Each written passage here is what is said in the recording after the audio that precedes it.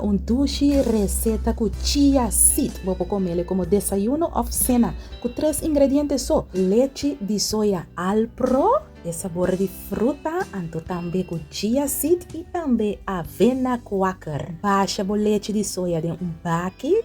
Después voy a poner 4 cucharas de chia seed. Pone papa quaker na bosmak. Después voy a traer turcos junto. La mezcla bon. Y después bota tapa bobaki y va a guardarle bien frigidel para 4 horas. Ora ku 4 horas nang llega, botin algo así aquí wak wak. Wak e chia seed con el reis. Bo por dorne manera boke. Ami apone kiwi ribache, bacoba ribache, anto matara 2 baki. Uno ku bacoba, ku blueberry. Sabroso.